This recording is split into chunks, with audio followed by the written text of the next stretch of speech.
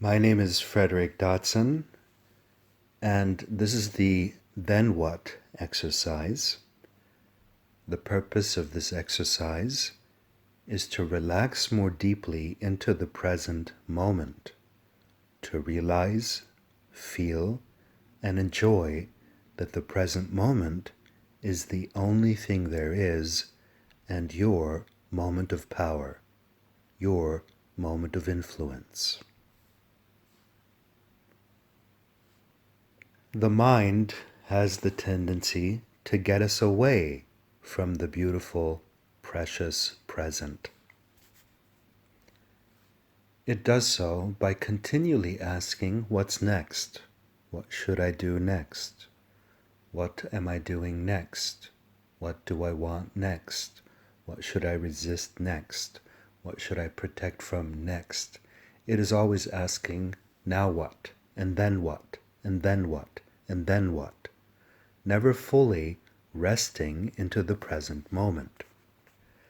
This exercise mimics the behavior of the mind until you see its ridiculousness and relax and laugh.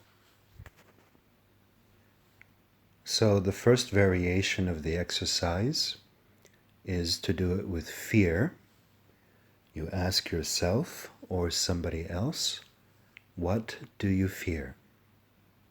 And then something that is feared is mentioned. And to whatever is answered, you ask, all right, and then what? And to whatever next answer is given, you again ask, then what? And then what? And then what? And then what? So every answer that is given, you simply ask, then what? So the person answering seeks to stretch their imagination and come up with many answers as possible. So, for example, one might ask, what are you afraid of? And I might answer, I'm afraid of spiders. And then the person asks, okay, then what? Well, spiders might bite me. And then what? Well, I might get poisoned by a spider bite. And then what? Another spider might bite me. Okay, and then what? Well, then I get even more poisoned. I might fall into a spider nest and be bitten by all kinds of spiders. Okay, and then what? Well, then I'll die. Okay, and then what? And then I'll be chased by a giant multi-dimensional spider. Okay, and then what? And then finally that spider is going to get me too. And then what? And then I'll be extinguished. And then what? And then I'll be very extinguished. My soul will be gone. There will be nothing left. Okay, and then what? And then I'll be free. And then what? So the questioner would keep on going and going and going and going until the answer either laughs or finds the whole thing silly or uninteresting or has no more answers. And the fear is thoroughly gone. You don't end the exercise if the fear is still present. So if something else comes up that the person is afraid of, then you continue the exercise with that item and ask, and then what, and then what, and then what? The second variation of this exercise is to do it with desires. So you'd either ask yourself or another, or be asked, what do you desire? So that person might say, I desire to be a millionaire. And then you ask, and then what? Well, then I can afford the mansion I want. Okay, and then what?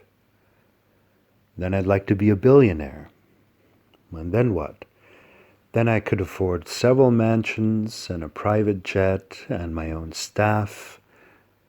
Okay, and then what? Then I could invest in projects I'm interested in. Okay, and then what? Then I could travel the world without working. Okay, and then what? Well, then I'd want 1 trillion. Okay, and then what? Well, then I could bring peace to the world. Okay, and then what? Well, then I could leave a legacy. Okay, and then what? And then I'll die. You see, the hilariousness of this exercise is that it always ends in death sooner or later, and it brings you to the moment, because there is really no then what. There's only the present moment, and what you are and what you have now. So this exercise is stretched and stretched and stretched and continued until you run out of ideas or laugh like I just did. Now, I've written down a third variation of this exercise here with what will you do, and then what, and then what, and then what. But there's actually hundreds of variations this could be done in. The main point being, then what? Then what? And then what? And then what?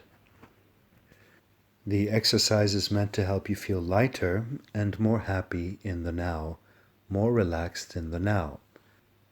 And I do recommend you repeat it now and then, so that over time you find more joy and possibility in the now.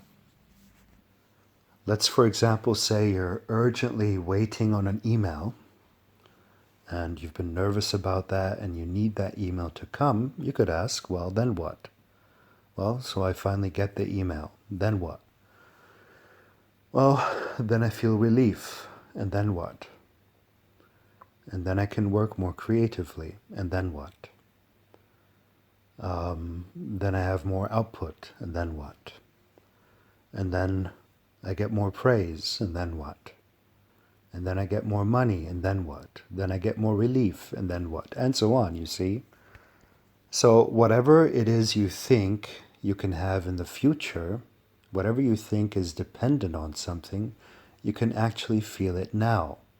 So this person waiting on their email, what they actually want is relief, and they believe that something external, in this case the email, is going to provide that relief.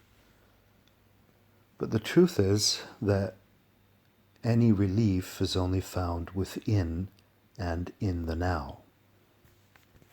That's the and then what exercise. If this presentation was helpful for you, please recommend it far and wide.